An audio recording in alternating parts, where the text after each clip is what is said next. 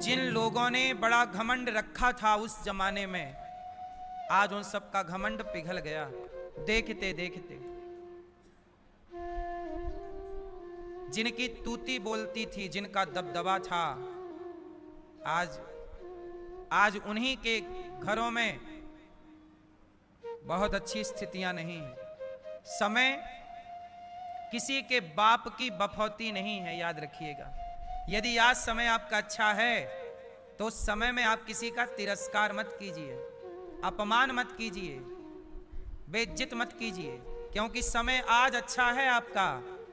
गाड़ी का पहिया देखो ना, साइकिल का पहिया, गाड़ी का पहिया, जो पहिए का हिस्सा ऊपर है वो हिस्सा थोड़ी देर बाद नीचे आ जाता है, और जो हिस्सा नीचे है वो घूम करके ऊपर चला जाता है।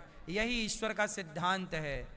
कब किसको भगवान कहाँ पहुँचा दें, ये खेल सब भगवान का है। हमें लगता है हम करते हैं, आपको लगता है आप करते हैं, पर ना आप करते हैं ना हम करते हैं। सबको किसको कहाँ पहुँचाना है ये भगवान ही निश्चित करते हैं। हम और आप केवल झूठे ही घमंड पाल लेते हैं, झूठे ही घमंड पाल लेते हैं। हम और आप तो ईश्वर की पुतली हैं, वो नचाता है और हम, इसलिए किसी बात का घमंड ना कीजिए, किसी बात का घमंड ना कीजिए, अभिमान नहीं करना चाहिए। समय अच्छा है आपका, आपके पास पैसा है, उससे समाज की सेवा कीजिए, सबका भला कीजिए। आप उस पैसे से किसी को परेशान करने का ना सोचिए, वरना जब ईश्वर आपको परेशान करने पे आएंगे तो कोई आपको बचा ना पाएगा। बात समझ में आई मेरी मां? ईश्वर की अदालत में न्याय होता है। अन्याय जगत में हो सकता है, यहां का कोई व्यक्ति अन्याय करे तो करे, पर भगवान की अदालत में अन्याय नहीं है, न्याय है। पर ईश्वर की अदालत में थोड़ा टाइम लगता है। God mills grind slow but sure. ईश्वर की चक्की धीरे धीरे चलती है, चलती है, आटा पिसता है, गेहूं पिसता, पर धीरे धीरे। इसलिए भरोसा भगवान का रखिएगा, और हर परिस्थिति में क्या रखिएगा? ईश्वर की कृपा का अनुभव करिएगा। इसलिए मेरा मानना है कि ये संसार चल रहा है तो इसे कोई चला रहा है।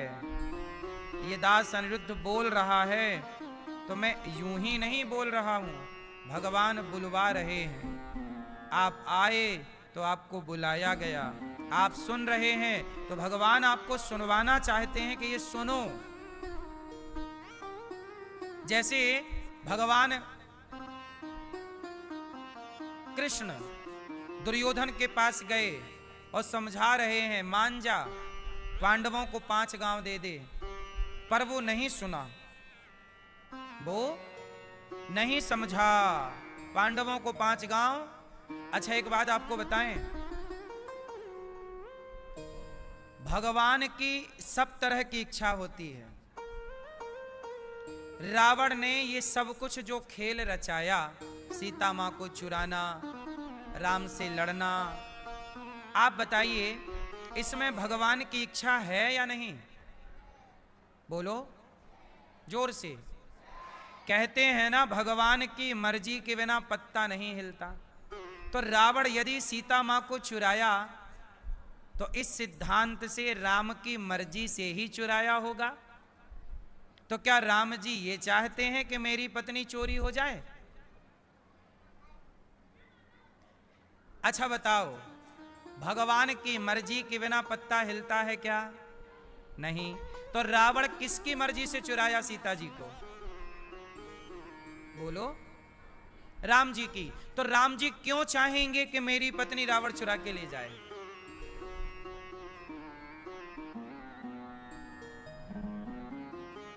बोलो। मैया, शांत रहने का, उत्तर देने का, बातें करने का नहीं मेरी मां। अब आपको बताऊं इसका उत्तर? बोलो हाँ। कि नाम। सुनो प्रिय भक्तों, देखो ये बातें समझने की हैं, आओ इसे बहुत अच्छे तरीके से समझते हैं। भगवान की मर्जी के बिना पत्ता नहीं हिलता। तो रावण ने सीता मैया को चुराया तो किसकी मर्जी? राम की। तो राम क्यों चाहेंगे कि मेरी पत्नी रावण चुरा के ले जाए? एक्चुअली राम धरती पर इसलिए आए कि समाज को सीख मिले, मैसेज मिले। और मैसेज कैसे मिलेगा? मैसेज कैसे मिलेगा? तो मैसेज देने के लिए भी तो एक खेल खेलना पड़ेगा।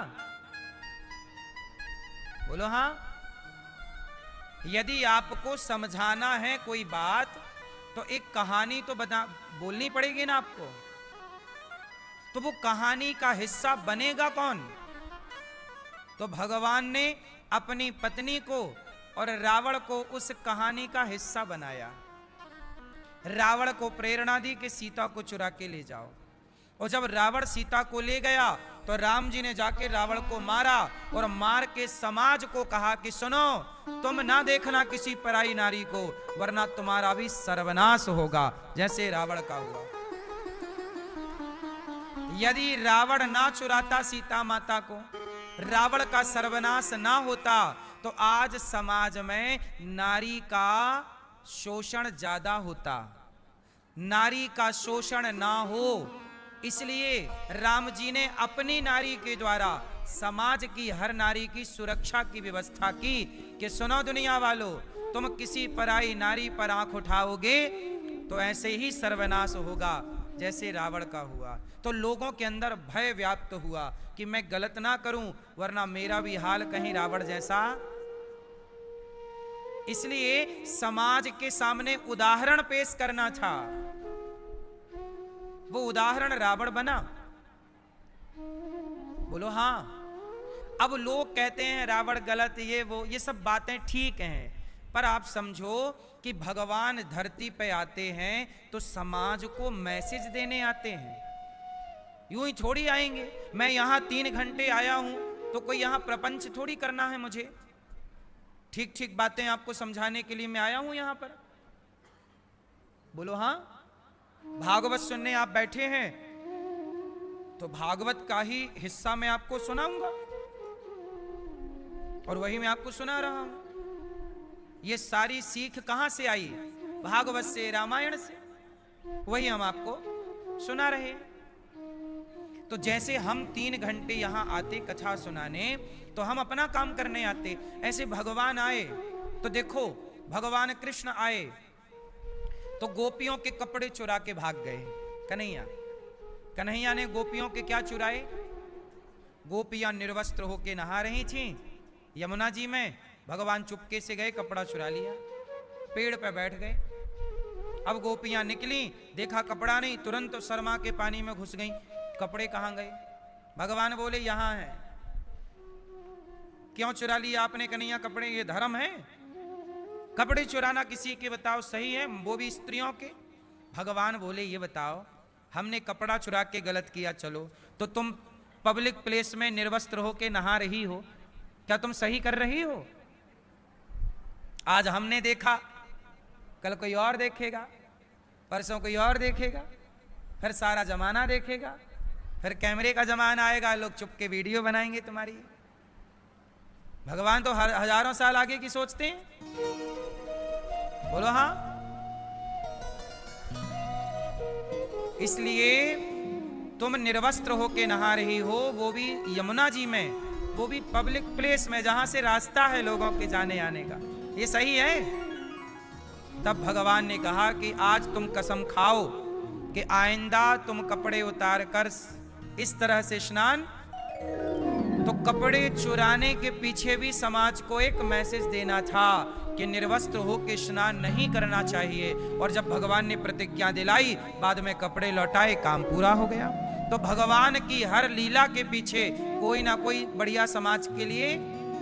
अब लोग मैसेज ग्रहण नहीं करते, सीख ग्रहण नहीं करते, कथाओं को कहानियों के हिसाब से सुनना चाहते हैं। अरे हमने कथा सुनी, भगवान ने कपड़े चुराए, ताली बजाई, चले गए। अरे उससे सीखा क्या?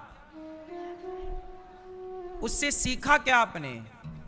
राम की कथा सुनकर यदि मर्यादा जीवन में उतरी ही नहीं, तो राम की कथा सुनने से क्या होगा?